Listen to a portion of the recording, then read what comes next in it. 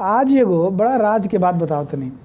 चुनाव चलता, बिना कोनो जाति के, बिना कोनो नाम देले सरकार सबके लाभ देता, लेकिन तबो लोग नाराज बा। जोगी जी कहत तनी कि अपन मूड़ी काट के, गर्दन काट के तस्तरी में दे दी, तबो विश्वास ना होई। जानता रहा काहे? एकर सबसे बड़ा कारण हम बताओ तनी। कई कारण तो ऐसा बा कि सुनले पर हंसी आई। राशन, पेंशन, गैस सिलेंडर सगरो ध के आइल बा,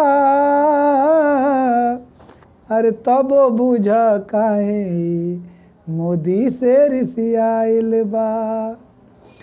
सुना बताव तनी काहे जोगी से ही रिसियाइल बा। कि हे कर बड़का भाई कैले बाटे बेईमानी, हौ लइका के गर्लफ्रेंड फिर लसियासा पर पानी। एकर एंटी रहे बीजेपी जब लड़त रहे प्रधानी, पटीदारन के सबक सिखावे खातिर ही अगुताइल बा। अरे हौ ह बड़का लेखक, हई बड़का पत्रकार, घूमल विदेश न बने नहीं मिले पुरस्कार। खादी पहिरे झलकौआ सबसे आगे दे चंदा, योगी जी जब से अइले धंधा एकर बा मंदा।